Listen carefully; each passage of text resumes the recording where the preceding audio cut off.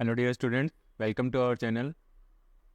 Today we are going to discuss about peri nursing. जैसा कि आप सब पिछले कुछ दिनों से देख रहे हैं, हमारे चैनल पे लगातार पेरी ऑपरेटिव नर्सिंग के ऊपर लेक्चर वीडियोस आ रहे हैं। ठीक है, तो आज की हमारी क्लास होगी पोस्ट ऑपरेटिव फेज के बारे में। कि अब तक हमने देख लिया है कि intra operative pre operative phase क्या होती है, पोस्ट इंट्रा ऑपरेटिव फेज क्या होती है। आज से हम शुरू कर रहे हैं पोस्ट ऑपरेटिव फेज। इससे पहले ये क्लास शुरू करने से पहले आइए हम एक बार ये देख लेते हैं कि अब तक हमने क्या क्या स्टडी किया है, ताकि हमारा कोरिलेशन बन सके हमारी प्रीवियस क्लासेस के साथ। तो देखिए, फर्स्ट वन हमने देखा था कि पेरी ऑपरेटिव नर्सिंग की पेरी ऑपरेटिव नर्सिंग क्या होती है, कि क्या कितनी इसकी फेजेज हैं, क्या इसके गोल्स थे पेरी ऑपरेटिव नर्सिंग की, क्या इसमें रोल है नर्सेज की, वो सारा कुछ हमने देखा था। नेक्स्ट हमने देखा था classification of the surgical procedure की सर्जिकल प्रोसीजर्स को किस किस बेसिस पर क्लासीफाई किया गया, on the basis of the type, on the basis of urgency. ये सर्जिकल क्लासिफिकेशन था। नेक्स्ट था phases of perioperative nursing. Perioperative nursing की फेजेज कौन कौन सी हैं? तो पेरी ऑपरेटिव नर्सिंग की जो फेजेज थी उनमें 3 फेजेज थी, pre operative nursing, intra operative nursing और पोस्ट ऑपरेटिव नर्सिंग। 3 फेजेज थी। उसके बाद देखा हमने प्री ऑपरेटिव नर्सिंग। हमने 1 बाई 1 डिटेल के साथ हमने सारी फेजेस के बारे में डिस्कस करना शुरू किया, स्टडी करना शुरू किया। तो सबसे पहले हमने स्टार्ट किया था प्री ऑपरेटिव फेज। तो प्री ऑपरेटिव फेज के अंदर हमने क्या स्टार्ट किया? प्री ऑपरेटिव फेज के अंदर हमने देखा था कि प्री ऑपरेटिव फेज कब से स्टार्ट होती है, कब ये एंड होती है। अगर ब्रीफली मैं यहाँ पे बताना चाहूँ आपको, तो प्री ऑपरेटिव फेज होती है जब पेशेंट डिसीजन ले लेता है कि हाँ मुझे सर्जरी के लिए करवानी है, और पेशेंट सर्जरी के लिए एडमिट हो जाता है, वहाँ से प्री ऑपरेटिव फेज स्टार्ट होती है। साथ के साथ वो कंटिन्यूस रहती है कब तक? जब पेशेंट को ऑपरेटिंग रूम के अंदर, जब तक पेशेंट को ऑपरेटिंग रूम के अंदर ट्रांसफ़र नहीं किया जाता, तब तक pre operative nursing phase start रहती है। मतलब कि एडमिशन से लेके सर्जरी के लिए एडमिशन से लेकर के इंट्रा ऑपरेटिंग रूम में ट्रांसफ़र के बीच का जो पीरियड है, वो सारा पीरियड किस में कैलकुलेट किया जाएगा? वो किया जाएगा प्री ऑपरेटिव फेज के अंदर। तो प्री ऑपरेटिव फेज के अंदर हमने देखा था कि कंसेंट है, किसकी रिस्पॉन्सिबिलिटी है? मोस्ट कॉमनली कंसेंट है वो सर्जन की रिस्पॉन्सिबिलिटी है। कौन कैसे दे सकता है? लीगली गार्डियंस की क्या जरूरत हो रही है यहाँ पे। ठीक है, नेक्स्ट हमने देखा कि सर्जरी के अंदर न्यूट्रिशन का क्या रोल था, प्री ऑप में न्यूट्रिशन कैसे करना है, पोस्ट ऑप में न्यूट्रिशन को कैसे मेंटेन करना है, एलिमिनेशन का ध्यान रखना है, नेक्स्ट में सर्जिकल साइट को कैसे प्रिपेयर करना है, ये सब हमने देखा था।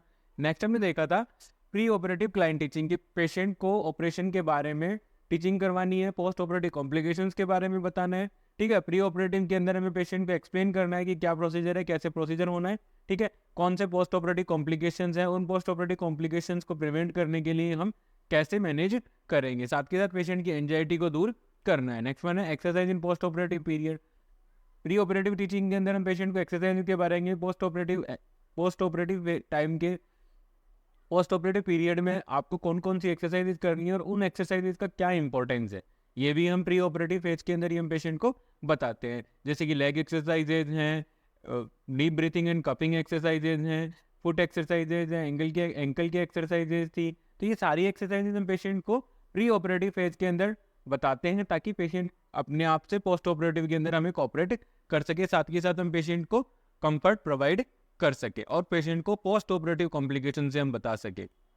नेक्स्ट वन है साइकोसोशियल प्रिपरेशन। तो साइकोसोशियल प्रिपरेशन के अंदर आप देखते हैं कि पेशेंट को मेंटली प्रिपेयर किया जाता है, उसकी जो भी एंजाइटीज होती है, उसका जो स्ट्रेस होता है, उसको मॉनिटर किया जाता है, साथ के साथ उसको एलिवेट किया जाता है, उसको दूर किया जाता है वहाँ पे। ठीक है, ताकि पेशेंट कंफर्टेबली सर्जरी के लिए जा सके, मतलब इंट्रा ऑपरेटिव फेज के अंदर कंफर्टेबली जा सके, उसका कोई डाउट ना रहे, उसको कोई भी डिस्टर्बेंस या कोई भी डिस्कम्फर्ट ना हो। नेक्स्ट हमने देखा था प्री ऑपरेटिव चेकलिस्ट की। ये सारे काम करने के बाद जब हम पेशेंट को इंट्रा ऑपरेटिव फेज के अंदर पेशेंट को हम ट्रांसफर कर रहे हैं या हम पेशेंट को ऑपरेटिंग रूम में ट्रांसफर कर रहे हैं, तो उस समय पेशेंट को इंट्रा ऑपरेटिव फेज में भेजने से पहले हमें क्या करना होगा? एक बार हमारे द्वारा जो भी नर्स के द्वारा जो भी प्री ऑपरेटिव फेज के अंदर जो भी काम किए गए थे, उन सारे कामों को एक बार चेकलिस्ट के थ्रू चेक किया जाता है कि ये सारे काम हुए हैं कि नहीं है, कंसेंट है कि नहीं है, फिजिकल एग्जामिनेशन हुआ है कि नहीं हुआ, लैब रिपोर्ट्स रेडी है कि नहीं है, पेशेंट की मेडिकल रिकॉर्ड्स हैं कि नहीं है, जो इमेजेस रेडियोलॉजिकल जो इमेजेस थी वो सारी की सारी कलेक्ट की है कि नहीं की, क्योंकि इन सब चीज़ों की ज़रूरत इंट्रा ऑपरेटिव फेज में ज़्यादा रहती है। ये सारी चीज़ें अगर होंगी तो इंट्रा ऑपरेटिव फेज है वो ईजिली कंडक्ट हो पाएगी। तो हम प्री ऑपरेटिव चेकलिस्ट के थ्रू ये देखते हैं कि हमने प्री ऑपरेटिव फेज के जो जो काम थे वो सारे काम किए हैं कि नहीं किए। नेक्स्ट हमने देखा था नेक्स्ट हमने देखा था medical condition affecting the client in surgery. ऐसी कौन कौन सी मेडिकल कंडीशन है, ऐसी कौन कौन सी अदर सिस्टमेटिक डिजीज है जो क्लाइंट की सर्जरी को अफेक्ट कर रही है। ठीक है, जैसे कि कार्डियोवास्कुलर डिसऑर्डर्स हो सकते हैं पेशेंट को पहले से, रेस्पिरेटरी डिसऑर्डर्स हैं, ठीक है, ये सारी चीज़ें हैं। नेक्स्ट हमने देखा था medication affecting the client in surgery. मान लीजिए किसी पेशेंट को कोई मेडिकल कंडीशन थी, कोई अदर सिस्टमेटिक डिजीज थी, वो सर्जरी के लिए जा रहा है, तो डेफिनेट है कि वो किसी न किसी मेडिसिन के ऊपर होगा, मेडिसिन उसके लॉन्ग लॉन्ग ड्यूरेशन से वो किसी न किसी मेडिसिन को कंज्यूम कर रहा है। तो वो मेडिसिन, क्या वो मेडिसिन पेशेंट की सर्जरी को अफेक्ट करेगी या नहीं करेगी। जैसे कि एस्प्रिन है, वो अफेक्ट करती है, वो ब्लड लॉस ज़्यादा करवा देती है, क्योंकि वो क्या करती है, ब्लड को थिन करने का काम करती है, प्लेटलेट एग्रीगेशन को वो रोकती है। तो इस वजह से क्या होगा, एक्सेसिव ब्लड लॉस होने के चांसेस होते हैं ड्यूरिंग द सर्जरी। तो हमें क्या करना होता है, एटलीस्ट 48 आवर्स पहले हमें इक्वास्प्रिन को बंद करना है। ठीक है, सर्जरी के 48 आवर्स पहले। नेक्स्ट वन है इंट्रा ऑपरेटिव फेज। तो अब इंट्रा ऑपरेटिव फेज के अंदर, इंट्रा ऑपरेटिव फेज क्या होती है, इंट्रा ऑपरेटिव फेज होती है कि सबसे पहले हम क्या कर, इंट्रा ऑपरेटिव फेज होती है कब शुरू होती है ये फेज, तब स्टार्ट होती है जब पेशेंट, इंट्रा ऑपरेटिव फेज में कब आता है, जब पेशेंट ऑपरेटिंग रूम में आने से लेकर के पेशेंट के पोस्ट एनेस्थीसिया केयर यूनिट में एडमिशन होने तक, या पेशेंट के वहाँ रिटर्न होने तक, पोस्ट एनेस्थीसिया केयर यूनिट में आने तक के बीच का जो पीरियड है, उस पीरियड के अंदर क्या होता है, उस पीरियड को हम क्या कहते हैं, इंट्रा ऑपरेटिव फेज। मीन्स कि पेशेंट ऑपरेटिंग रूम में आया, वहाँ से लेकर के पेशेंट जब सर्जरी कंडक्ट होने के बाद, सर्जरी के बाद जब patient post anaesthesia care unit के अंदर जब आता है, तो इन दोनों के बीच की जो ड्यूरेशन होगी वो क्या कहलाती है, इंट्रा ऑपरेटिव फेज। तो इंट्रा ऑपरेटिव फेज के बारे में हमने देखा था। नेक्स्ट हम देखते हैं sorry, guideline to eliminate the wrong site and wrong surgical procedure. कि ऐसी कौन कौन सी गाइडलाइंस है, ऐसे कौन कौन से फंक्शंस हैं, उनको हम परफॉर्म करके क्या कर सकते हैं, रॉन्ग साइट और रॉन्ग सर्जिकल प्रोसीजर को होने से बचा सके, ताकि पेशेंट में ईरर होने के चांसेस, पेशेंट पर ईरर होने के चांसेस है वो लेस हो सके, मिनिमाइज किया जा सके। नेक्स्ट हमने देखा था सर्जिकल सेफ्टी चेकलिस्ट, ये बहुत इंपॉर्टेंट, बहुत लास्ट क्लास में हमने यही देखा था, सर्जिकल सेफ्टी चेकलिस्ट है, ये बहुत ही इंपॉर्टेंट है। ठीक है, कृपया इसको अच्छे से रीड कीजिए, लर्न कीजिएगा, क्योंकि बहुत बार इसमें क्वेश्चन पूछे जाते हैं। जैसे कि सर्जिकल सेफ्टी चेकलिस्ट के अंदर 3 कंपोनेंट मोस्ट इंपॉर्टेंट है। 3 कंपोनेंट में फर्स्ट वन कंपोनेंट था before the induction of anaesthesia, जहाँ पे नर्स और एनेस्थेटिस्ट इन्वॉल्व होंगे। ठीक है, और यहाँ इसको कहते हैं साइन इन। उसके बाद शुरू होता है before making incision, before making incision. इसमें 3 सब इन्वॉल्व हो जाते हैं, मतलब 3 मोस्ट कॉमनली 3 पीपल्स इन्वॉल्व होते हैं। कौन कौन, नर्स, सर्जन और एनेस्थेटिक, ये तीनों इन्वॉल्व हो जाते हैं, पूरी टीम एंटायर, और ऑपरेटिंग रूम की जो टीम है वो इस फेज में इन्वॉल्व हो जाती है। ठीक है, और इसको यहाँ से शुरू होता है time out. Next one, third one phase होती है जो सर्जिकल सेफ्टी चेकलिस्ट के अंदर होती है, उसे बोलते हैं before patient living the operating room. Patient को ऑपरेटिंग रूम छोड़ने से पहले हमें क्या देखना होता है, तो इसमें होता है सर्जन, एनेस्थेसिया वाले और एनेस्थेटिक टीम, सर्जन की टीम और नर्सेज, ये तीनों इन्वॉल्व होकर के ये सारे करते हैं, और इस फेज को हम बोलते हैं शाइन आउट। ठीक है, अगर आपसे कोई पूछे कि सर्जिकल सेफ्टी चेकलिस्ट के कंपोनेंट्स कौन कौन से हैं, तो साइन इन, टाइम आउट और शाइन आउट। यहाँ पे टाइम इन नहीं होता है, ये प्रीवियसली एग्जाम्स में क्वेश्चन पूछा गया है, प्लीज इसको रिमाइंड रखिएगा। ठीक है, प्लीज इसको नोट करके रखिएगा। नेक्स्ट है पोस्ट ऑपरेटिव फेज, जो कि हम आज से स्टार्ट करने वाले हैं कि पोस्ट ऑपरेटिव फेज क्या होती है, अभी हम डिटेल से इसके बारे में स्टडी करेंगे। नेक्स्ट हम देखेंगे इसमें type of post operative phase, कि कौन कौन सा टाइप की पोस्ट ऑपरेटिव फेज होती है, कितने ड्यूरेशन की होती है पोस्ट ऑपरेटिव फेज। नेक्स्ट हम देखेंगे observation in post operative period, की observation in post operative period के अंदर है कि जब पेशेंट एनेस्थेटाइज था तो उसके पूरी बॉडी के जो फंक्शंस थे वो क्या हो गए, मिनिमाइज कर दिए गए थे, मेटाबॉलिक रेट भी कम हो गई है। ठीक है, बॉडी के मूवमेंट्स भी कम हो गए हैं। ठीक है, तो ये सब कम होने की वजह से क्या, patient post anaesthesia care unit के अंदर आ गया। यहाँ पर हमारी प्रायर रेस्पॉन्सिबिलिटी होगी कि हमें क्या करना है, पेशेंट के जो भी सिस्टम्स हैं, जो भी वाइटल ऑर्गन्स हैं, जो भी वेरियस टाइप के हमारी बॉडी के अंदर जो सिस्टम्स हैं, उनको हमें क्या करना होगा, ऑब्जर्वेशन करना होगा कि क्या वो एनेस्थीसिया के बाद एनेस्थीसिया से रिकवर हो रहे हैं कि नहीं हो रहे हैं। और जैसे जैसे एनेस्थीसिया कम होता जा रहा है, जैसे जैसे एनेस्थीसिया का इफेक्ट है वो कम होता जा रहा है, क्या वैसे वैसे उनकी फंक्शनिंग वापस से रिटर्न हो रही है कि नहीं है, जो क्या वो अपनी नॉर्मल फंक्शनिंग में आ रहे हैं या नहीं आ रहे, ये देखेंगे हम observation in post operative period के अंदर। 1 बाय 1 हम इसमें सिस्टम्स के बारे में देखते चलेंगे। नेक्स्ट वन है पोस्ट ऑपरेटिव कॉम्प्लिकेशन, की सब कुछ अच्छे से करने के बाद भी कई बार कॉम्प्लिकेशन हो जाते हैं, तो उन कॉम्प्लिकेशंस को हमें कैसे प्रिवेंट करना है, तो वो सारी चीज़ें हम देखेंगे कि पोस्ट ऑपरेटिव पीरियड के अंदर कौन कौन से कॉम्प्लिकेशंस होते हैं। ठीक है, कौन कौन से ऐसे कॉम्प्लिकेशंस है जो पोस्ट ऑपरेटिव पीरियड के अंदर मोस्ट कॉमनली देखने को मिलते हैं, उन सब के बारे में हम डिटेल्ड स्टडी करेंगे। नेक्स्ट है, आज की क्लास हम शुरू करते हैं। Postoperative phase. देखिए पोस्ट ऑपरेटिव फेज क्या होती है। The post operative phase is start when the client is admitted to the post anaesthesia care unit and ends when the healing is completed. ठीक है, इसमें यह बताया गया कि पोस्ट ऑपरेटिव फेज कब स्टार्ट होती है। पोस्ट ऑपरेटिव फेज तब स्टार्ट होती है जब क्लाइंट को पोस्ट एनेस्थीसिया केयर यूनिट के अंदर ट्रांसफर किया जाता है। जब क्लाइंट को पोस्ट एनेस्थीसिया केयर यूनिट के अंदर ट्रांसफर किया जाता है, या पेशेंट इंट्रा ऑपरेटिव से या ऑपरेटिंग रूम से पोस्ट एनेस्थीसिया केयर यूनिट के अंदर आकर के एडमिट हुआ है वापस। ठीक है, आके एडमिट हुआ है, वहां से शुरू होती है। और ये पोस्ट ऑपरेटिव फेज कब कंप्लीट होती है? And when the healing is completed, जब क्लाइंट पूरी तरह से उस सर्जरी से हील हो जाता है, उसे बोलते हैं अपन पोस्ट ऑपरेटिव फेज। पेशेंट के पोस्ट एनेस्थीसिया केयर यूनिट में आने से लेकर के कंप्लीट हीलिंग के बीच का जो ड्यूरेशन है, उस ड्यूरेशन को हम क्या बोलते हैं? Postoperative phase. आइए आगे देखते हैं इसमें type of post operative phase की कौन कौन से टाइप की पोस्ट ऑपरेटिव फेज होती है। ठीक है, फर्स्ट वन है इमीडिएट पोस्ट ऑपरेटिव स्टेज, मतलब जस्ट इंट्रा ऑपरेटिव फेज के बाद कौन सी इमीडिएट पोस्ट ऑपरेटिव स्टेज। इसमें क्या होता है? It is the period of 1 to 4 hours after the surgery. Immediate post operative stage है वो कब होगी? सर्जरी के 1 से 4 घंटे बाद, एक सर्जरी से 1 से 4 घंटे तक जो फेज होगी उसे बोलते हैं immediate post operative stage. Immediate post operative stage है, इसकी ड्यूरेशन कितनी है? 1 to 4 आवर्स। नेक्स्ट वन है intermediate post operative stage. Intermediate post operative stage में देखिएगा क्या होता है? The period of 4 to 24 hours after the surgery. 4 घंटे से लेके फर्स्ट 24 घंटे, पहले 24 घंटे, फर्स्ट 24 आवर्स तक का जो टाइम होता है वो टाइम होता है इंटरमीडिएट पोस्ट ऑपरेटिव स्टेज। तो दो टाइप पढ़ लिए अब तक हमने पोस्ट ऑपरेटिव स्टेज के। फर्स्ट वन था इमीडिएट, उसके बाद था intermediate. Next one third one है extended post operative stage. Extended post operative stage में देखिएगा क्या है? The period at least 1 to 4 day after the surgery. Surgery के 1 से 4 दिन तक का जो पीरियड होता है उसे बोलते हैं extended post operative stage. Extended post operative stage. तो पोस्ट ऑपरेटिव स्टेज के 3 टाइप थे, इमीडिएट, इंटरमीडिएट और एक्सटेंडेड। इमीडिएट फर्स्ट पहले 1 से 4 घंटे, extended intermediate post operative stage है वो कब से होगी? 4 आवर्स से लेके फर्स्ट 24 आवर्स तक। फर्स्ट 4 आवर्स से लेके फर्स्ट 24 आवर्स तक जो होगी उसे बोलते हैं इंटरमीडिएट पोस्ट ऑपरेटिव स्टेज। उसके बाद देखा हमने third one extended post operative stage. Extended post operative stage है वो कब होगी? पहले दिन से फर्स्ट 24 आवर्स से लेकर के 4 डेज तक, मतलब फर्स्ट डे से लेके 4 डे के बीच की जो ड्यूरेशन होगी वो ड्यूरेशन क्या कहलाएगी? Extended post operative stage. ये 3 टाइप में पोस्ट ऑपरेटिव स्टेज के प्लीज ध्यान रखिएगा। आइए आगे देखते हैं। नेक्स्ट है note, the nurse always assist the breath sound stridor. Wheezing sound can indicate partially obstruction, bronchospasm और लेरिंजियल स्पाज्म।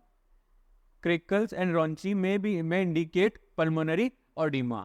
जब भी patient post anaesthesia care unit के अंदर आता है या फिर पोस्ट ऑपरेटिव स्टेज के अंदर आता है, तो मोस्ट कॉमन जो कॉम्प्लिकेशन या मोस्ट कॉमन जो नर्सेज को ऑब्जर्वेशन करना होता है, या नर्सेज को जो मोस्ट कॉमनली जो ध्यान रखना होता है वो होता है पेशेंट के वाइटल ऑर्गन्स का। और उसमें भी सबसे ज्यादा हार्ट रेट और ब्रीथ साउंड का ध्यान रखना होता है कि अगर ब्रीथ साउंड है, ठीक है, असिस्ट करना है। जैसे ही पेशेंट आता है सबसे पहले आप पेशेंट के वाइटल चेक कीजिए, उसके बाद क्या करोगे आप? पेशेंट के ब्रीथ साउंड को असिस्ट कीजिए। क्या वहां पर कोई स्ट्राइडर है, वीजिंग आ रही है, क्या ऑब्स्ट्रक्शन, वीजिंग वगैरह ये क्या करते हैं? ऑब्स्ट्रक्शन का, स्ट्राइडर और वीजिंग क्या कर रहे हैं? पार्शियली ऑब्स्ट्रक्शन का साइन है। ठीक है, साथ के साथ अगर मान लीजिए आपको देखने को मिल रहा है बहुत ज्यादा डिफिकल्टी हो रही है पेशेंट को ब्रीथिंग के अंदर, तो वहां पे हो सकता है कि पेशेंट को लेरिंजियल स्पाज्म हो रहा हो, ब्रोंकोस्पाज्म हो रहा है, क्रेकल्स एंड रोंची अगर प्रेजेंट है तो पेशेंट को पल्मोनरी एडिमा के साइन एंड सिम्टम्स है। तो ये सारे कॉम्प्लिकेशंस है, ये सारे क्या है? कॉम्प्लिकेशंस है एनेस्थीसिया के। ठीक है, एनेस्थीसिया मेडिसिन की वजह से ये सारे कॉम्प्लिकेशन होने के चांसेस रहते हैं। ठीक है, मिनिमाइज किए जाते हैं। अगर हम इनको मिनिमाइज करना चाहिए तो हम क्या करेंगे? क्लोजली ऑब्जर्वेशन करेंगे, और जैसे ही हमें ये चीज़ें नोट होती है, जैसे ही हमें ये चीज़ें पता लगती हैं, तो हम immediately post anaesthesia care unit के अंदर जो भी एनेस्थेटिस्ट है उनको हम बताएंगे, ताकि इनको टाइमली मैनेज किया जा सके और पेशेंट को लाइफ थ्रेटनिंग कॉम्प्लिकेशन होने से हम बचा सके। ठीक है, तो नर्स जैसे ही patient post anaesthesia care unit के अंदर आता है, तो उस कंडीशन के अंदर नर्स को क्या करना है, ब्रीथ साउंड असिस्ट करनी है और देखना है कि पार्शियल देखते हैं observation in the post operative period. जैसा कि मैंने पहले ही बता दिया था कि observation in post operative period, जैसे ही पेशेंट पोस्ट ऑपरेटिव फेज के अंदर आता है तो हमें पेशेंट के वाइटल ऑर्गन्स की फंक्शनिंग देखनी होती है, क्योंकि पेशेंट को इंट्रा ऑपरेटिव फेज के अंदर क्या किया गया था, एनेस्थेटाइज किया गया था। पेशेंट को पूरी तरह से एनेस्थेटाइज करके पूरी पेशेंट की बॉडी की जो फंक्शनिंग थी उनको मिनिमाइज कर दिया गया था। जैसे ही patient post anaesthesia care unit के अंदर आता है तो हमें ये देखना होता है कि क्या एनेस्थीसिया मेडिसिन का जो इफेक्ट था, ठीक है, वो कम हो रहा है कि नहीं हो रहा। क्या पेशेंट की जो बॉडी की जो नॉर्मल फंक्शनिंग थी प्रीवियस, मतलब जो प्री ऑपरेटिव फेज के अंदर जो उसकी फंक्शनिंग थी, क्या वो फंक्शनिंग वापस आ रही है। पेशेंट की जो वाइटल ऑर्गन्स की जो फंक्शनिंग थी वो नॉर्मल, जो वाइटल ऑर्गन्स के जो नॉर्मल फंक्शन थे, क्या वो रिटर्न हो रहे हैं या नहीं हो रहे। ये सारे हमें क्या करने होते हैं, ऑब्जर्वेशन करना होता है पोस्ट ऑपरेटिव पीरियड्स के अंदर। अब इसमें हम देखेंगे वन बाय वन उन सिस्टम्स को डिस्कस करेंगे कि पर्टिकुलर सिस्टम्स के अंदर हमें क्या क्या ऑब्जर्वेशन करना है, इंपॉर्टेंट है, ठीक है, ध्यान रखिएगा। डायरेक्टली क्वेश्चन आ सकता है कि पोस्ट ऑपरेटिव पीरियड के अंदर कौन कौन से मतलब सिस्टम्स को ऑब्जर्व किया जाता है, कौन कौन से वाइटल ऑर्गन्स को ऑब्जर्व किया जाता है, ठीक है। वन बाय वन सिस्टम से आ सकते हैं क्वेश्चन, जैसे कि अब हम आगे देखेंगे। आइए फर्स्ट वन देखते हैं, monitor the vital sign. Next one है monitor airway patency and ensure the adequate ventilation. Post observation in the post operative period, observation in the post operative period में सबसे पहले हम कर रहे हैं यहाँ पे रेस्पिरेटरी सिस्टम का ऑब्जर्वेशन। तो रेस्पिरेटरी सिस्टम के अंदर हमें क्या देखना है, सबसे पहले पेशेंट को आते ही हमें क्या करना है, वाइटल साइन चेक करना है। वाइटल साइन चेक करने के बाद हम देखेंगे कि पेशेंट की एयरवे की जो पेशेंट के एयरवे की जो मॉनिटरिंग, एयरवे की मॉनिटरिंग करेंगे। एयरवे देखेंगे कि पेशेंट का एयरवे पेटेंट है कि नहीं है, क्या कोई ऑब्स्ट्रक्शन तो नहीं है, क्या वहाँ पे स्ट्राइडर, रॉन्ची, क्रेकल्स, ऐसे कोई ब्रीथ साउंड प्रेजेंट तो नहीं है। ये सारे अबनॉर्मल ब्रीथ साउंड हैं, ठीक है। तो क्या ऐसे कोई साउंड तो प्रेजेंट नहीं है, एडिक्वेट वेंटिलेशन हो रहा है कि नहीं हो रहा है, ये हमें देखना है। नेक्स्ट वन देखना है, always keep in mind that extubate client who are lethargic may not be able to maintain the adequate respiration। ठीक है, जैसा कि मैंने पहले भी आपको बता दिया है कि पेशेंट को इंट्राऑपरेटिव फेज के अंदर क्या किया गया, एनेस्थेटाइज किया गया। पेशेंट की बॉडी की मसल्स है वो रिलैक्स कर दी गई। जैसे मोस्ट कॉमनली यहाँ पे मैं थोड़ा सा आपको एनेस्थीसिया के बारे में बताना चाहूँगा कि एनेस्थीसिया के अंदर 3 चीज़ें होती है। मोस्ट कॉमन जो 3 चीज़ें होती है वो कौन कौन सी होती है एनेस्थीसिया के अंदर। सबसे पहला होता है मसल्स रिलैक्सेंट, ठीक है, मसल्स रिलैक्स हो जाती है। साथ के साथ पेशेंट सेडेशन होता है, पेशेंट को नींद आती है। साथ के साथ एनाल्जेसिया, एनाल्जेसिया मतलब पेन से फ्री किया जाता है, पेन फ्री किया जाता है। इन तीनों चीज़ों के कॉम्बिनेशन को बोला जाता है एनेस्थीसिया। किस किस चीज़ों की, सेडेशन हो गया, मसल्स रिलैक्सेंट और फ्री फ्रॉम पेन या पेन रिलीफ। इन तीनों चीज़ों के जो कॉम्बिनेशन होगा उसको बोला जाता है एनेस्थीसिया। इन तीनों चीज़ों की वजह से या फिर एनेस्थीसिया की वजह से क्या होता है, नॉर्मली पेशेंट्स के जो एफर्ट्स होते हैं ब्रीथ करने के जो, ठीक है, ब्रीथ करने के या सांस लेने के जो एफर्ट्स होते हैं वो बहुत कम हो जाते हैं एनेस्थीसिया मेडिसिन की वजह से। क्योंकि ड्यूरिंग एनेस्थीसिया हम पेशेंट को क्या मतलब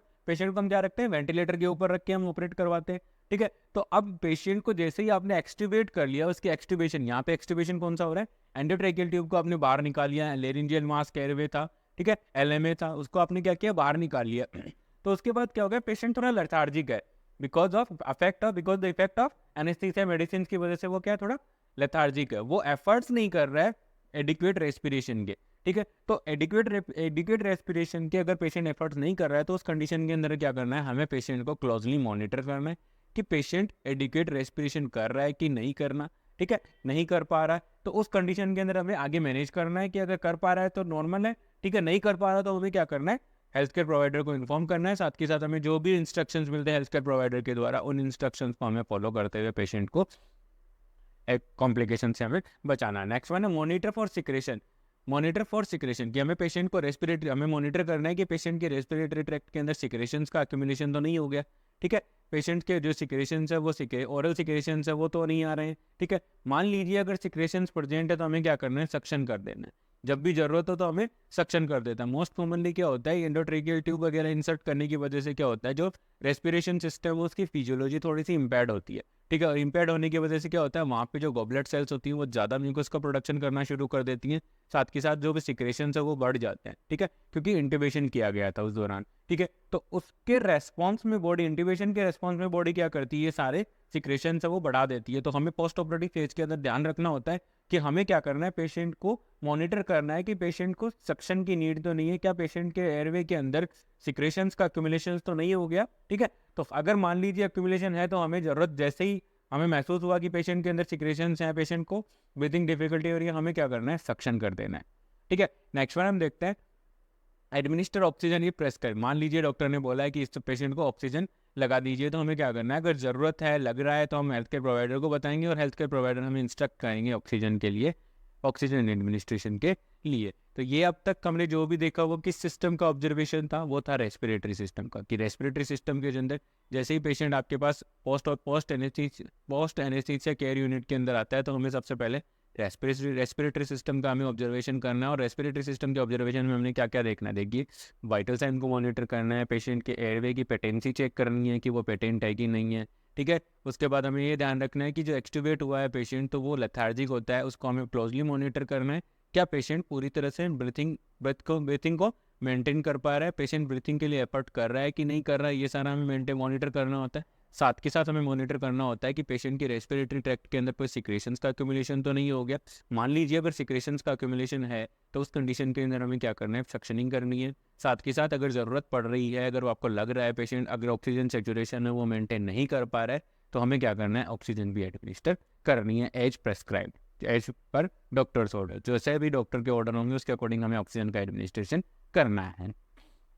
आई होप आप सबको समझ में आ रहा होगा। अगर आपको बिल्कुल अगर कुछ छोटा सा भी अगर आपको डाउट है तो प्लीज़ मुझे कमेंट सेक्शन में ज़रूर बताइए। अपने डाउट को आप कमेंट सेक्शन में छोड़ सकते हैं, मैं डेफिनेटली उसका वहाँ पे आंसर देने की पूरी कोशिश करूँगा। ठीक है, तो आप प्लीज़ मुझे कमेंट सेक्शन में बताइए। साथ के साथ ये भी बताइए कि मेरी क्लासेस आपके लिए इफेक्टिव हैं कि नहीं है, आपके प्रिपरेशन में ये मदद कर रही हैं कि नहीं कर रही हैं। आइए आगे हम देखते हैं, हमारी क्लास कंटिन्यू करते हैं आगे। Encourage the client for deep breathing and cupping exercise as soon as possible after the surgery। जैसा कि हमने प्री ऑपरेटिव पेज के अंदर देखा था कि हम पेशेंट को क्या कर रहे हैं, हम पेशेंट को डीप ब्रीथिंग और कपिंग एक्सरसाइज के बारे में एजुकेट किया था। अब वो एजुकेशन यहाँ हमारे काम आएगी। ठीक है, यहाँ वो हमारे और पेशेंट दोनों के काम आएंगी। और उन डीप ब्रीथिंग और कपिंग एक्सरसाइज की वजह से क्या होगा, जो पेशेंट है उसको जो पोस्ट ऑपरेटिव कॉम्प्लिकेशन है उनको हम मिनिमाइज कर सकते हैं और पेशेंट को हम पोस्ट ऑपरेटिव कॉम्प्लिकेशन से हम बचा सकते हैं। तो हमें क्या करना है, जैसे ही पेशेंट एबल हो जाता है, पेशेंट सेटल हो जाता है पोस्ट एनेस्थीसिया केयर यूनिट के अंदर, उसके बाद हमें पेशेंट को डीप ब्रीथिंग और कफिंग एक्सरसाइज के बारे में बताना है कि आपको डीप ब्रीथिंग कैसे करनी है और कफिंग एक्सरसाइज कैसे करनी है। जैसा कि हम पेशेंट को बोलेंगे कि भाई हम, जैसा कि हमने आपको प्री ऑपरेटिव फेज के अंदर या जैसे कि हमने आपको सर्जरी से पहले हमने आपको सिखाया था, बताया था, उस तरीके से आप डीप ब्रीथिंग और कफिंग एक्सरसाइज कीजिए, ताकि इससे आपको रिलीव मिलेगा। साथ के साथ जो पोस्ट ऑपरेटिव कॉम्प्लिकेशन होते हैं, मोस्ट कॉमनली न्यूमोनिया और एटिलेक्टेसिस, उनको प्रिवेंट किया जा सकता है। आइए नेक्स्ट देखते हैं। Monitor the client for sign of respiratory distress, atelectasis and other respiratory complication. साथ के साथ हमें मॉनिटर करना है कि पेशेंट के अंदर रेस्पिरेटरी डिस्ट्रेस के साइन एंड सिम्टम्स तो नहीं आ रहे। ठीक है, रेस्पिरेटरी डिस्ट्रेस के साइन एंड सिम्टम्स में देखें तो पेशेंट को टेकीपीनिया, टेकीकार्डिया होने के चांसेस होते हैं, हाइपोटेंशन हो जाता है पेशेंट को, पेशेंट लिबेरियस ब्रीथिंग करता है, एक्सेसिव एफर्ट करता है ब्रीथ करने के लिए। साथ के साथ एटिलेक्टेसिस तो नहीं हो चुका है। और ये अदर रेस्पिरेटरी कॉम्प्लिकेशन की कोई अदर रेस्पिरेटरी कॉम्प्लिकेशन जैसे कि पल्मोनरी एडिमा हो सकता है, निमोनिया हो सकता है, ये सारी चीज़ें तो डेवलप नहीं हो रही है। तो हमें क्या करना है, इन सारे जो भी रेस्पिरेटरी सिस्टम के अंदर हमें क्लोजली मॉनिटर करना है कि पेशेंट को रेस्पिरेटरी डिस्ट्रेस तो नहीं है, एटिलेक्टेसिस तो नहीं है और रेस्पिरेटरी कोई अदर रेस्पिरेटरी कॉम्प्लिकेशन तो डेवलप नहीं हो रहा है। तो हमें क्लोजली मॉनिटर करके ये सारी चीज़ें मॉनिटर करनी है, देखनी है। नेक्स्ट वन है कार्डियोवेस्कुलर सिस्टम। पहले हमने देख लिया रेस्पिरेटरी सिस्टम, उसके बाद हम देख रहे हैं कार्डियोवेस्कुलर सिस्टम। तो कार्डियोवेस्कुलर सिस्टम में हमें क्या क्या ऑब्जर्वेशन करनी है इन पोस्ट ऑपरेटिव पीरियड और इन पोस्ट एनेस्थीसिया केयर यूनिट। देखिएगा नॉर्मली क्या होता है, एनेस्थीसिया के अंदर रेस्पिरेटरी और कार्डियक सिस्टम दोनों बहुत ही ज़्यादा इन्वॉल्व होते हैं। ठीक है, तो देखिए monitor the circulatory status such as the skin colour, peripheral pulse और कैपिलरी रिफिल। जैसा कि मैं आपको बताऊं, एनेस्थीसिया के दौरान पेशेंट के ब्लड प्रेशर को लोअर साइड में रखा जाता है ताकि सर्जन काम करे तो वहाँ पे ब्लीडिंग कम हो, पेशेंट का ब्लड लॉस कम से कम हो, साथ के साथ सर्जन को वहाँ पे डिस्टर्बेंस ना हो। एक्सेसिव ब्लीडिंग होगी तो सर्जन अपना काम नहीं कर पाएंगे क्योंकि उनको दिखाई नहीं देगा। तो उस कंडीशन को प्रिवेंट करने के लिए क्या किया जाता है कि जो भी ब्लड प्रेशर होता है उसको लोअर साइड में रखा जाता है। तो जब आपने एनेस्थीसिया मेडिकेशन दिया तो पेशेंट का बीपी क्या हो गया, कम हो गया, मतलब पेशेंट हाइपोटेंशन में आ गया। हाइपोटेंशन, पेशेंट का बीपी कम हो गया, हाइपोटेंशन, पेशेंट का बीपी कम क्यों हुआ, क्योंकि जो एनेस्थीसिया की जो मेडिकेशन थी उन्होंने क्या किया, वेजोडाइलेशन कर दिया। वेजोडाइलेशन करने से क्या हो गया, ब्लड प्रेशर है वो कम हो गया। अब और पेशेंट है वो सर्जरी के बाद पोस्ट एनेस्थीसिया केयर यूनिट के अंदर आ गया, तो हम एक्सपेक्ट करते हैं कि अब एनेस्थीसिया की जो मेडिकेशन थी उनका इफेक्ट है वो कम होना चाहिए, उनका इफेक्ट है वो कम हो जाना चाहिए था। धीरे धीरे पेशेंट का बीपी ग्रेजुअली धीरे धीरे नॉर्मल आना चाहिए था। ठीक है, तो हमें जब पेशेंट हमारे पास पोस्ट एनेस्थीसिया केयर यूनिट के अंदर आ रहा है तो हम पेशेंट का ब्लड प्रेशर चेक करेंगे, साथ के साथ हम देखेंगे पल्स चेक करके कि पेशेंट के अंदर सर्कुलेटरी चेंजेस तो नहीं है, सर्कुलेटरी स्टेटस कैसा है, पेशेंट की पल्स कैसी है, क्या वीक एंड थ्रेडी तो नहीं है। ठीक है, अगर साथ के साथ हम देखेंगे पेशेंट की स्किन का कलर कैसा है। ठीक है, क्योंकि हाइपरटेंशन के अंदर स्किन का कलर वो पेल होने लग जाएगा, क्योंकि ब्लड है वो प्रॉपरली अमाउंट में नहीं मिल पाएगा। साथ के साथ पेरिफेरल पल्स देखेंगे कि पेरिफेरल पल्स क्या है, वीक तो नहीं है, थ्रेडिंग तो नहीं है। ठीक है, साथ के साथ कैपिलरी रिफिल हम चेक करेंगे कि कैपिलरी रिफिल का क्या टाइम होता है। ठीक है, कि तो ये सारी चीज़ें हमें क्या करनी है, कार्डियोवास्कुलर सिस्टम के अंदर हमें मॉनिटर करनी है। साथ के साथ हमें करना क्या करना है, मॉनिटर फॉर ब्लीडिंग की, हमें पेशेंट को ब्लीडिंग के लिए मॉनिटर करना है कि इंसिजन साइट के ऊपर कोई ब्लीडिंग तो नहीं हो रही। ठीक है, क्योंकि जब पेशेंट सर्जरी में था तब क्या था, उसका बीपी कम था, लेकिन अब पोस्ट एनेस्थीसिया केयर यूनिट में आने की वजह से क्या होगा, पेशेंट की जो एनेस्थीसिया का इफेक्ट था वो कम हो रहा है, और एनेस्थीसिया का इफेक्ट कम होने की वजह से क्या होगा, पेशेंट का ब्लड प्रेशर है वो ग्रेजुअली नॉर्मल साइड में जाएगा, मतलब थोड़ा सा बढ़ना शुरू हो जाएगा, जो नॉर्मल रेंज में जो बढ़ता है। ठीक है, जो नॉर्मल रेंज है उस रेंज में आना शुरू होगा, तो हमें ये मॉनिटर करना है कि जो सर्जरी की साइट थी वहाँ से ब्लीडिंग तो नहीं हो रही है। ठीक है, अगर ब्लीडिंग हो रही है तो हमें हेल्थ केयर प्रोवाइडर को, सर्जन को तुरंत इन्फॉर्म करना है। नेक्स्ट वन है assist the pulse for rate and rhythm, कि हमें पल्स को असिस्ट करना है कि पल्स की क्या रेट है और रिदम कैसी है। ठीक है, देखिएगा यहाँ पे एक पॉइंट लिखा हुआ है, ए बाउंडिंग पल्स में इंडिकेट द हाइपरटेंशन।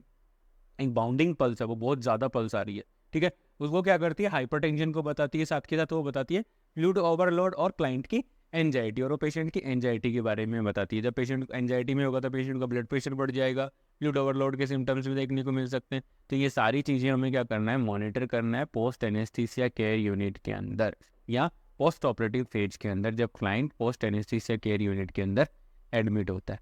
नेक्स्ट है monitor for the sign of thrombophlebitis mostly in the patient who were in lithotomy position during the surgery. ये एक इंपॉर्टेंट पॉइंट है। देखिएगा कि मान लीजिए कोई ऐसी सर्जरी थी जैसे कि हेमरोइड्स थी, हेमरोइड सर्जरी होती है, वेजाइनल हिस्टेरेक्टमी होती है। इन केसेस के अंदर क्या होता है, पेशेंट को लॉन्ग ड्यूरेशन तक हम क्या करते हैं, लॉन्ग ड्यूरेशन तक हम क्या करते हैं, पेशेंट को लिथोटोमी पोजीशन के अंदर रखते हैं। तो लिथोटोमी पोजीशन के अंदर रख रहे हैं तो हमें मॉनिटर करना है कि लिथोटोमी पोजीशन के अंदर रखने की वजह से लिथोटोमी पोजीशन के अंदर रखने की वजह से पेशेंट के अंदर थ्रोम्बोफ्लेबाइटिस के साइन एंड सिम्टम्स तो डेवलप नहीं हो गए, लेग वेन्स के अंदर थ्रोम्बोफ्लेबाइटिस तो नहीं हो रहा है। ठीक है, अब यहाँ पे लिथोटोमी पोजीशन कैसे अफेक्ट करी है, आइए देखते हैं। The lithotomy position maintain for an extended period more than 4 hour will cause. अगर आप किसी सर्जरी के अंदर पेशेंट को लिथोटोमी पोजीशन में रख रहे हो और पेशेंट लॉन्ग ड्यूरेशन तक, कितनी ड्यूरेशन तक, 4 घंटे, 4 घंटे या उससे ज़्यादा ड्यूरेशन के अंदर अगर लिथोटोमी पोजीशन के अंदर है, तो उस कंडीशन के अंदर पेशेंट के अंदर क्या क्या कॉम्प्लिकेशन होने के चांसेस है, आइए देखते हैं वन बाय वन हम देखते हैं। फर्स्ट वन है lower extremities compartment syndrome. Patient को एनेस्थीसिया था, ठीक है, तो वैसे ही उसका बीपी कम था, पेशेंट को आपने क्या किया, लिथोटोमी पोजीशन दे दी। अब लिथोटोमी पोजीशन देने की वजह से क्या हो गया, आपने क्या कर दिया, पेशेंट के लेग्स को बैंड कर रखा है।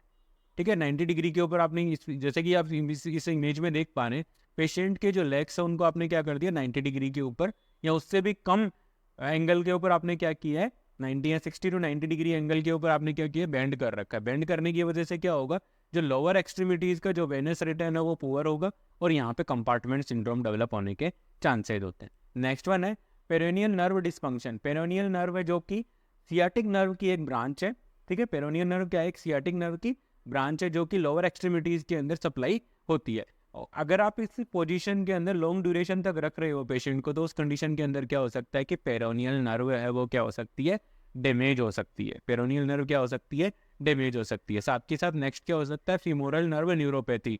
जैसा कि हम देख रहे हैं फीमोरल जो एरिया है, फीमर जो है वो भी बैंड हो रखी है, फीमर को भी 90 डिग्री के ऊपर यहाँ पे 90 डिग्री एंगल के ऊपर रखा हुआ है, तो हो सकता है कि फीमोरल नर्व है वो भी डैमेज होने के चांसेस होते हैं। साथ के साथ डीप वेन थ्रोम्बोसिस काफ़ी लॉन्ग ड्यूरेशन तक रहेगा, वीनस रिटर्न नहीं होगा, तो हो सकता है वेनस सिस्टेसिस की वजह से वहाँ पे थ्रोम्बस का फॉर्मेशन हो और डीप वेन थ्रोम्बोसिस आपको देखने को मिल सकता है। तो लिथोट्रोपी पोजीशन अगर 4 घंटे या उससे ज़्यादा मेंटेन कर रहे हैं तो ये सारे कॉम्प्लिकेशन कौन कौन से, lower extremity compartment syndrome, peroneal nerve dysfunction, femoral nerve neuropathy और डीप वेन थ्रोम्बोसिस, ये सारी चीज़ें, सारे कॉम्प्लिकेशन आपको देखने को मिल सकते हैं अगर किसी पेशेंट को सर्जरी के दौरान बहुत ही लंबे टाइम तक, कितना 4 घंटे या उससे ज़्यादा टाइम के लिए पेशेंट को लिथोट्रोपी पोजीशन के अंदर रखा गया है तो ठीक है, तो उस कंडीशन के अंदर पेशेंट के अंदर ये सारे कॉम्प्लिकेशन डेवलप होने के चांसेस होते हैं। ठीक है, नेक्स्ट वन है promote the use of anti embolism stocking if the prescribe. ठीक है, promote the use of anti embolism stocking if prescribe, अगर जरूर मतलब अगर डॉक्टर ने एडवाइस किया है, प्रेस्क्राइब किया है तो एंटी एम्बोलिज्म स्टोकिंग हमें पेशेंट को यूज करने के लिए बोलना है। कब बोलना है? पोस्ट ऑपरेटिव पीरियड के अंदर, ताकि लोअर एक्सट्रीमिटीज का क्या हो सके, वेनस रिटर्न है वो प्रॉपरली हो सके। अब यहाँ पे देखिए कि लिथोट्रोपी पोजीशन है, तो वो लिथोट्रोपी पोजीशन आप इस इमेज में देख पा रहे हैं। पेशेंट एक पेशेंट है जो क्या है, ओटी टेबल पे है और साथ के साथ उसको लिथोट्रोपी पोजीशन के अंदर रखा गया है। अब यहाँ पे हम बात करते हैं एंटी एम्बोलिज्म स्टोकिंग। जैसा कि आप इस इमेज में देख पा रहे हैं, एंटी एम्बोलिज्म स्टोकिंग जो भी पेशेंट है उसने पहन रखी है, लोअर एक्सट्रीमिटीज के अंदर एंटी एम्बोलिज्म स्टोकिंग पहन रखी है। ये एंटी एम्बोलिज्म स्टोकिंग क्या करती है, जो यहाँ लोअर एक्सट्रीमिटीज का जो वेनस रिटर्न होता है उसको प्रमोट करती हैं और थ्रोम्बो एम्बोलिज्म होने के चांसेस से बचाती है। तो ये सारे हमने डिस्कस कर लिए। आप देखिएगा इमेज बेस्ड क्वेश्चन भी यहाँ पे आपका क्लियर हो रहा है, साथ ही साथ आपके जो भी कॉन्सेप्ट है वो भी अच्छे से क्लियर हो रहा है कि लिथोट्रोपी पोजीशन के अंदर कौन कौन सी चीज़ें, कौन कौन सी नर्व है वो डैमेज हो सकती है। तो ये सारी चीज़ें आप देख सकते हैं। आइए आगे देखते हैं। मस्कुलोस्केलेटल सिस्टम, नेक्स्ट सिस्टम जिसका ऑब्जर्वेशन हमें करना है वो कौन सा है? Musculoskeletal system. मस्कुलोस्केलेटल सिस्टम के अंदर हमें क्या देखना है, देखिएगा वन बाय वन हम देखते हैं। Assist the client for movement of the extremity, anaesthesia हुआ है, मान लीजिए पेशेंट है वो स्पाइनल एनेस्थीसिया के अंदर ऑपरेट किया गया था। स्पाइनल एनेस्थीसिया के अंदर, ये भी स्पाइनल एनेस्थीसिया क्या है, एक एनेस्थीसिया का टाइप है जिसके अंदर क्या होता है, लोअर एक्सट्रीमिटीज को क्या कर दिया जाता है, एनेस्थेटाइज कर दिया जाता है। अपर बॉडी है वो एनेस्थेटाइज नहीं रहे sorry. Assist the client for movement of extremities, की पेशेंट जब पोस्ट एनेस्थीसिया केयर यूनिट के अंदर आ गया तो हमें पेशेंट की लोअर एक्सट्रीमिटीज की जो मूवमेंट्स है उनको चेक करना है कि पेशेंट के जो लोअर एक्सट्रीमिटीज की मूवमेंट है वो है कि नहीं है। नेक्स्ट वन है check the health care provider prescription for the positioning of the client. मान लीजिए कोई स्पेसिफिक ऐसी सर्जरी है जिसमें हमें क्या करना है, लेग को एलिवेट रखना है या लेग को डिपेंडेंट पोजीशन में रखना है या लेग को एडक्शन रखना है, अबडक्शन रखना है। तो ये सारी चीज़ें हमें क्या होगा, हेल्थ केयर प्रोवाइडर के प्रिस्क्रिप्शन में हमें देखने को मिलेंगी कि पेशेंट के लेग्स को या लोअर एक्सट्रीमिटीज़ को हमें किस पोजीशन के अंदर रखना है, या जो भी जिस भी पार्ट की सर्जरी हुई उस पार्ट को किस पोजीशन में हमें रखना है। तो उसके लिए हमें क्या करना है, हेल्थ केयर प्रोवाइडर का प्रिस्क्रिप्शन चेक करना है और उसके बाद हमें जो भी particular position health care provider ने एडवाइस की हुई है वो पर्टिकुलर पोजीशन हमें मेंटेन करनी है। नेक्स्ट हम देखते हैं encourage the ambulation if prescribe. Encourage the ambulation का मतलब पेशेंट को चलने फिरने के लिए, लोअर एक्सट्रीमिटीज की एक्सरसाइज करने के लिए हमें क्या करना है, प्रमोट करना है। ठीक है, before ambulation instruct the client to sit at the edge of the bed with feet supported to assume the balance. जैसे ही आप पेशेंट को सुपाइन पोजीशन से एम्बुलेट करने जा रहे हो, मतलब पेशेंट को वॉक करवा रहे हो, जैसा कि आप ऊपर इमेज में देख सकते हो। ठीक है, पेशेंट एक नर्स है जो क्या कर रही है, पेशेंट को वॉक में हेल्प कर रही है। तो जब आप पेशेंट को वॉक के लिए जा रहे हो या पेशेंट को एम्बुलेट करवा रहे हो तो उस कंडीशन के अंदर आपको क्या करना है, सबसे पहले पेशेंट को इंस्ट्रक्ट करना है कि जब आप खड़े हो रहे हो, चलने के लिए खड़े हो रहे हो, सबसे पहले आप सुपाइन पोजीशन सिटिंग पोजीशन में बैठिए। ठीक है, सिटिंग पोजीशन में बैठिए, साथ के साथ आप क्या करोगे, अपने लेग्स को ठीक है हैंगिंग करो बेड से, साथ के साथ उनको सपोर्ट करके रखो। नीचे कोई सपोर्टर होना चाहिए ताकि जिस पे वो अपने लेग्स को सपोर्ट कर सके, ताकि उसकी बॉडी का जो बैलेंस है वो बन सके अच्छे से। अगर पेशेंट अचानक से सुपाइन पोजीशन से स्टैंडिंग पोजीशन में आएगा तो उसको बैलेंस बनने में दिक्कत होगी और हो सकता है कि पेशेंट इंजरी हो जाए, पेशेंट है वो फॉल कर जाए, गिर जाए। और उसको गिरने से बचाने के लिए हमें क्या करना है, ये मेजर है कि आप पेशेंट को सुपाइन पोजीशन सिटिंग पोजीशन में लेके आओ, साथ के साथ उसको बोलो कि आप पैर लटका के बैठिए, साथ के साथ जो लेग्स उनको सपोर्ट करके रखिए। उसके बाद ठीक है कुछ मिनटों के लिए पेशेंट को ऐसी पोजीशन में रखना है, साथ के साथ उसके बाद हम क्या करेंगे, पेशेंट को एम्बुलेट करवाएंगे ताकि पेशेंट को गिरने से बचाया जा सके और ठीक है जो भी इंजरीज है, फॉल होने से जो भी इंजरीज है उनको प्रिवेंट किया जा सके। नेक्स्ट वन है unless contraindicated, place the patient in the low Fowler position after surgeries to increase the size of the thoracic cavity for better lung expansion. Better lung expansion, इसमें ये बताया गया, इस पॉइंट में ये बताया गया है कि जब पेशेंट, अगर मान लीजिए किसी पेशेंट के अंदर फाउलर्स पोजीशन है वो कॉन्ट्राइंडिकेटेड नहीं है, ठीक है, अनलेस कॉन्ट्राइंडिकेटेड, अगर कॉन्ट्राइंडिकेटेड है तो हम पेशेंट को फाउलर्स पोजीशन नहीं देंगे। मान लीजिए किसी पेशेंट के अंदर फाउलर्स पोजीशन कॉन्ट्राइंडिकेटेड नहीं है, तो उस कंडीशन के अंदर हमें क्या करना है, पेशेंट को फाउलर्स पोजीशन देनी है ताकि पेशेंट की जो थोरेसिक कैविटी है उसका वॉल्यूम बढ़ सके, लंग्स प्रॉपरली एक्सपैंड हो सके, और लंग्स प्रॉपरली एक्सपैंड होंगे तो क्या होगा, डीप ब्रीथिंग एक्सरसाइज अच्छे से कर पाएगा, साथ के साथ पेशेंट को रिलीव मिलेगा, पेन रिलीव होगा, साथ के साथ जो पोस्ट ऑपरेटिव कॉम्प्लिकेशन है लंग्स के, निमोनिया और एटिलेक्टेसिस, उनको प्रिवेंट किया जा सकेगा।